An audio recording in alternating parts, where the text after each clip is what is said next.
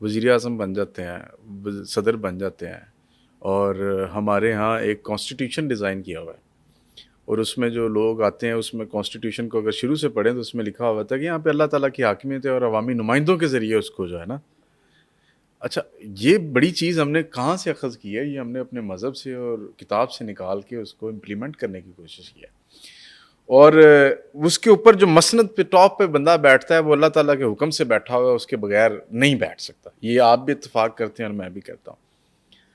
وہ بھی ہاتھ دکھاتا ہے، اس مسند پہ بیٹھنے سے پہلے بھی دکھا دیتا ہے، بیٹھنے کے بعد بھی دکھاتا ہے. میرے پاس بے شمار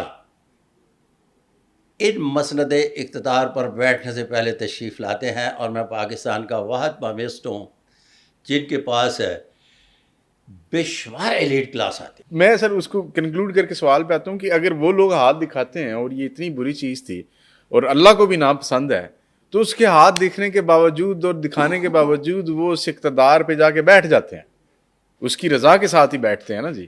اگر اس کی رضا نہ ہو تو وہ کبھی نہ یہاں تک پہنچے.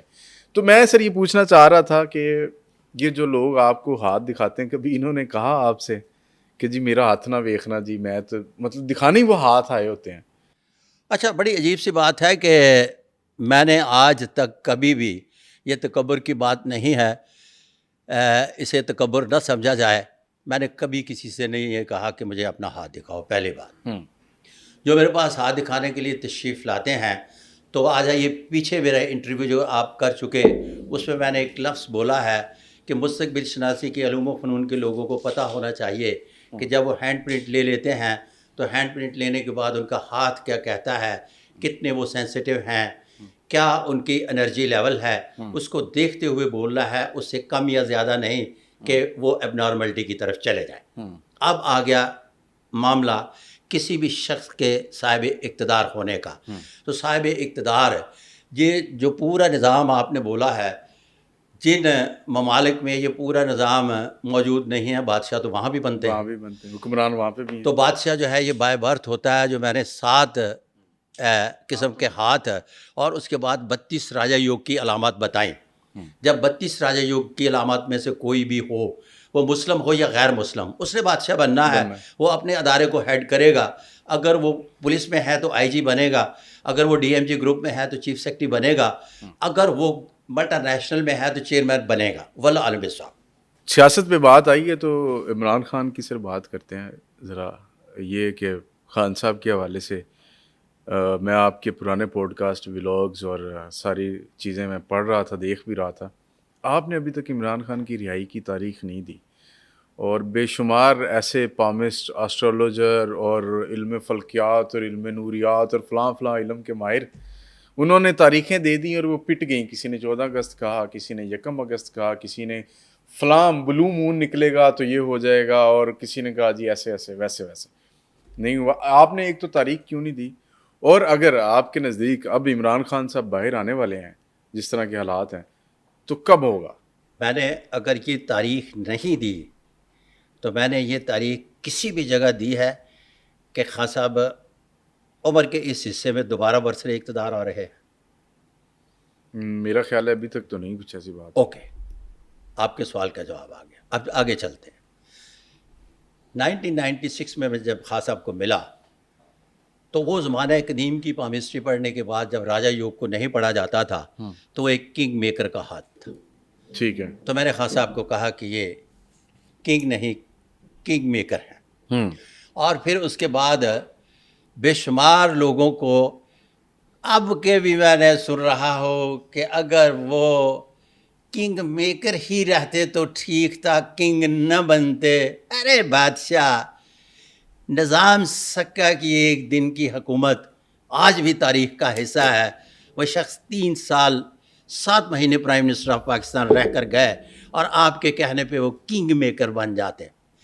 اب اس کی تصویر کا دوسرا پہلو، میرے کنگ میکر کہنے کے بعد میری برادری کے جتنے بھی لوگ تھے نا، میرے قبیلے کے لوگوں نے کنگ میکر کہنا شروع کر دیا. ٹھیک ہے. اب یہ لگے رہے. 2013 میں مجھے پورا یقین تھا، اور سکرپٹڈ پیش گوئیوں کے لیے بھی مجھے آفر ہوئی. اچھا. اور سکرپٹڈ پیش گوئیوں کا آپ کو پتہ ہے کہ کیا ہوتی ہے. وہ کسی اور نجومی سے کروا لے گی، میں نے نہیں کی.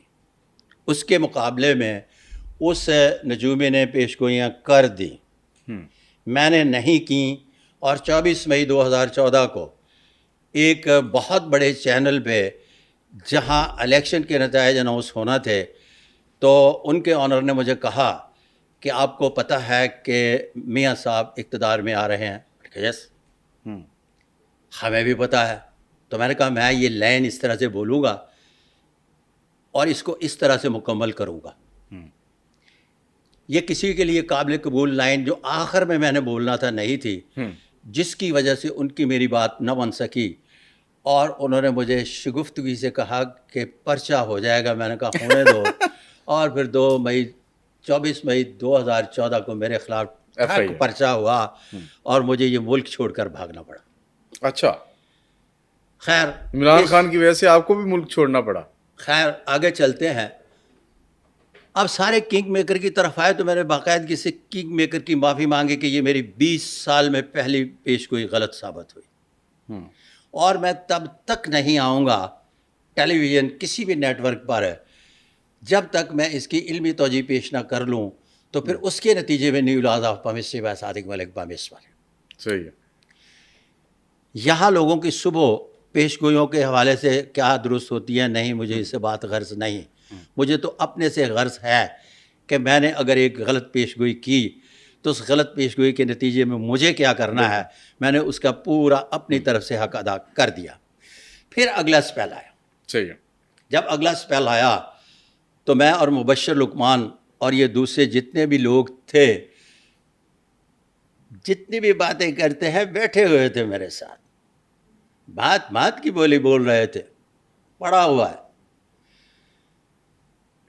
میں نے کہا کہ وہ اس طرح سے کھیلیں گے جس طرح سے 5 روزہ ٹیسٹ میچ۔ اچھا، اب ان کی سمجھ میں نہیں آ رہا تھا میں کیا کہہ رہا ہوں۔ انہوں نے کہا کہ 2 باریاں لیں گے، کسی نے کہا 10 سال اس کا مطلب ہے چلے گا، کسی نے نتیجہ اخذ کیا کہ یہ ہوگا وہ ہوگا۔ جب انہوں نے پہلا اپنا مکمل کر لیا تو پھر میں ٹیلی ویژن پر آیا اور کہا کہ انہوں نے اپنی بیٹنگ مکمل کر لیا، بالنگ کریں گے اور اپنے اوور مکمل اچھا ٹکا کے پھینکے، لاسٹ بال تک۔ یس۔ پھر اس کے بعد میں آیا، میں نے کہا اب بالنگ بھی مکمل ہو چکی، اب یہ فیلڈنگ کریں گے۔ فیلڈنگ کے بعد اتنا اپنے اوورز پھینک لیے ہیں، فیلڈنگ اتنے عرصے تک جاری رہے گی۔ فیلڈنگ کے بعد پھر میں نے کہا کہ اب یہ بحیثیت 12واں کھلاڑی گراؤنڈ سے باہر ہوں۔ ان نجومیوں پامسٹوں کی سمجھ میں نہیں آیا کہ کیا کہہ رہا ہوں، عام بندے کی بھی سمجھ میں آ رہا تھا کہ میں کیا کہہ رہا ہوں۔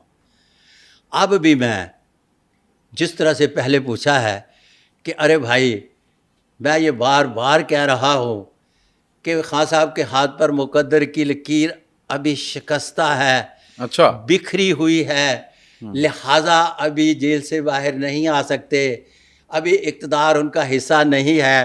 تو باقاعدگی سے کہہ رہا ہوں اگر میں ڈیٹ دینا شروع کر دوں تو یہ جو 13، 14، 18 ڈیٹوں کی بات کر رہے ہیں یہ سارے شروع ہو جائیں گے۔ ایک طریقہ کار تو اپنے علیحدہ راستہ بنانے کا بڑی مشکل سے تلاش کیا اور اس پر میں چل رہا ہوں، واللہ عالم بالصواب۔ تو آپ کہہ رہے ہیں کہ ان کے اس معاملے میں تاریخ دینا کوئی عقل مندی نہیں ہے؟